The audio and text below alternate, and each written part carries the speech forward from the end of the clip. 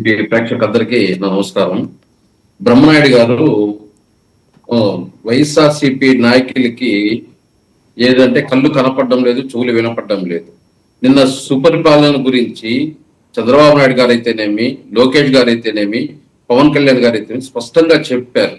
ఈ సంవత్సరంలో మేము అంతా చేశామని చెప్పలేదు, కానీ ఎక్కువే చేశాము అని చెప్పి స్పష్టంగా చెప్తూ, అదే విధంగా పెన్షన్లు ఏ విధంగా 34,000 కోట్లు ఇవ్వడము, అన్నా క్యాంప్ల గురించి, ఉచిత గ్యాస్ గురించి, మెగా డిఎస్సి గురించి, అదే విధంగా ల్యాండ్ ట్యాక్సింగ్ యాక్ట్ ని రద్దు గురించి, అదే విధంగా ఉద్యోగస్తులు జీవో 115 రద్దు గురించి, టీచర్లకు ఉద్యోగస్తులకు 1వ తేదీ జీతాలు ఇవ్వడం గురించి, తల్లికి వందనం ఏదైతే 8,500 కోట్లు ఇవ్వడము, అదే విధంగా 20,000 కిలోమీటర్లకి రోడ్లు మరమ్మతులు చేయడము, ఇలా ప్రతి ఒక్కటి స్పష్టంగా చెప్పుకుంటూ పోతుంటే వీళ్ళు పత్రికలు చదవరు. ఏదైతే వాళ్ళ సాక్షిలో రాసుకునేది మాత్రమే చూసుకుంటారు, దాన్ని నమ్ముతారు. కానీ వేరే పత్రికలు కానీ, వేరే టీవీలు కానీ, నోటర్లు గా ఉండే కానీ, నోటర్లు లేనివి కానీ ఏదో చూడ పరిస్థితి లేదు. కాబట్టి వీళ్ళకి కళ్ళు కనపడదు, చెవులు వినపడదు, ఏమీ చేయలేదు అని చెప్తున్నారు. అది అన్ని చేసామని చెప్పలేదు, చేశాం. సంవత్సరం చేయాల్సిన దానికన్నా ఇంకా ఎక్కువే చేశాము, ఇంకా చేస్తామని చెప్పి స్పష్టంగా చెప్పారు. అదే విధంగా హెలికాప్టర్లు కొంటారు, విమానాలు కొంటారు, ఏదో ఆరోపణ చేసి బురద జల్లేసి కడుక్కోవడం అనేది కాదు. ఈరోజు ఏదైతే ప్రజలకి హామీ ఇచ్చారో ఒక్కొక్కటి మన ఆర్థిక పరిస్థితిని చూసుకొని ఒక్కొక్కటి హామీలు నెరవేరుస్తూ ఆగస్టులో ఆర్టీసీ బస్సులు, అదే విధంగా రైతుకు సంబంధించింది, అదే విధంగా తల్లిలకు 18 సంవత్సరాల నుంచి 60 ఏళ్ల వరకు 1,500 ఇవ్వాల్సింది అన్ని స్పష్టంగా ఒక్కొక్కటి ఇస్తామని చెప్తున్నారు. కానీ వీళ్ళ ఆవేశం కట్టాలు తెంచుకునేస్తుంది. ఈ 11 సీట్లు వచ్చింది మనకు, మనం ఇంకా 4 సంవత్సరాలు ఏ విధంగా వీళ్ళతో పోరాడాలి, వీళ్ళు అన్ని ఇచ్చేస్తే ఎట్లా అని చెప్పేసి వీళ్ళు చెప్తున్నారు. మీరు అన్ని ఇస్తున్నారు, అన్ని ఇవ్వడం వల్ల వారు జలసీగా ఫీల్ అవుతున్నారంటారా? ఖచ్చితంగా. ఇప్పుడు జగన్మోహన్ రెడ్డి గారు కూడా హామీలు ఇచ్చారు, సిపిఎస్ రద్దు అన్నారు. మళ్ళీ ఆ సిపిఎస్ రద్దు ఎందుకు 5 సంవత్సరాలు కనీసం ఉద్యోగస్తులు కూర్చోబెట్టి 5 నిమిషాలు చర్చ చేయలేకపోయాడు జగన్మోహన్ రెడ్డి గారు.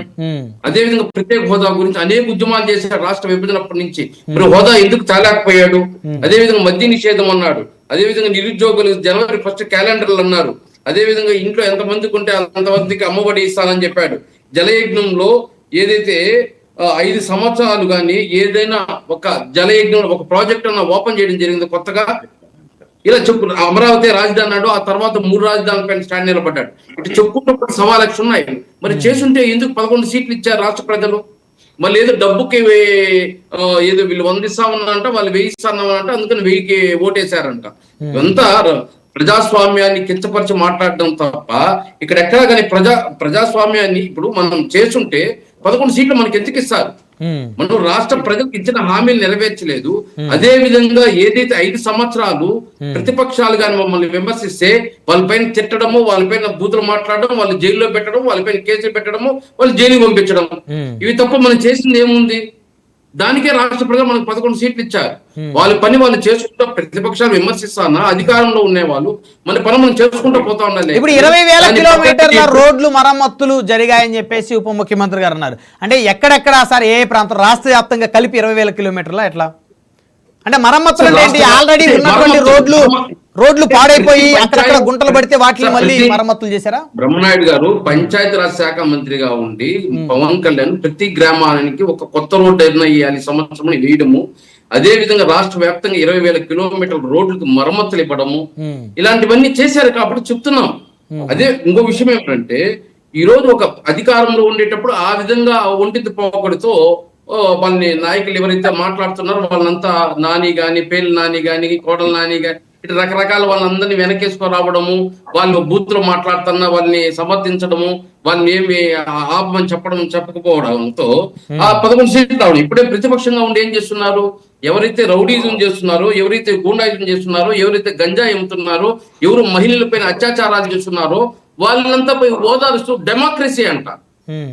అంటే డెమోక్రసీని కాపాడే వాళ్ళందరూ. అదే విధంగా పుష్ప డైలాగ్ కొట్టి డెమోక్రసీ అంటాడు. అంటే ఏంటి? ఎవరిస్తున్నారు ఈ డైలాగులు? 2014 నుంచి 2019 వరకు పనిచేసిన జగన్మోహన్ రెడ్డి ఎక్కడ అధికారం వచ్చిన అధికారంలోనూ ప్రతిపక్షంలో ఉండే జగన్మోహన్ రెడ్డి గారి మైండ్ సెట్ ఏంది? ఆ రోజు ప్రజల మధ్యలో ఉండి ప్రజల కోసం పోరాటాలు చేసిన వ్యక్తి అధికారం వచ్చిన తర్వాత ప్రతి సంవత్సరం జనవరి అక్టోబర్ రచ్చబండి అంటాడు కానీ ఒక్క రోజు కూడా బయట వచ్చింది లేదు, ప్రజల సమస్య తెలుసుకులేదు, వాళ్ళకి నెరవేర్చింది లేదు. అంటే ఆయన ప్రతిపక్షంలో ఉంటేనే బయటకు వస్తాడు, రోడ్ల మీదకి వస్తాడు, అధికారంలో ఉంటే అసలు ప్రజలకు కనపడ్డంటారా? ఇప్పుడు కూడా అంతే కదా. ఇప్పుడు కూడా జనం ఇప్పుడు వేల మంది జనాల్ని తోలించుకుంటూ వారిని తొక్కిసాడుకొని మారి కార్యకర్త మేము చంపామంటాడు ఏందా బొత్స సత్యనారాయణ. మా కార్యకర్త మేము చెప్పాము, మా కార్యకర్తలు మేము చెప్పుకుంటామంటాడు ఏంది? లేదు చంపుకుంటామని అని వాళ్ళు ఎందుకు అన్నారు అనలేదు ఆ మాట. అది వక్రీకరించినట్టు ఉంటుంది మీరు అలా చెప్తే. మన చనిపోయింది మా కార్యకర్త, సో మీరెందుకు అంతగా మాట్లాడుతున్నారు అన్నారు, కానీ మా కార్యకర్తను మేము చంపుకుంటాం అనే మాట అనలేదు. ఎందుకంటే అలాంటి ఇష్యూస్ చాలా సెన్సిటివ్ ఇష్యూస్ మనం 11 సీట్లు కూడా దిగజార్చే ప్రయత్నం తప్ప ఇలాంటివన్నీ వ్యతిరేకించాలి జగన్మోహన్ రెడ్డి గారు. తెలుసో తెలియకుందో కారు కింద పడింది, ఇది తప్పు అయిపోయింది, క్షమాపణ చెప్తున్నాను, దానికి ఏదో నేను అపాధి చేస్తున్నాను అని చెప్పి వదిలేప్పుడు కార్యకర్తలు మేము చంపుకుంటాము, తెలుగుదేశం అని చంపినామా? అది కరెక్టే అలా అనకూడదు. తెలంగాణలో సంజయ్ థియేటర్లో డైలాగ్స్ పెట్టేసి రప్ప రప్ప అంట, యాట్లంట, తలగా నరక్తారంట, అవన్నీ డెమోక్రసీ అంట, అవన్నీ మాట్లాడుకోవచ్చు అంట. సినిమాలో డైలాగులు మాట్లాడితే తప్పేంటి అంట.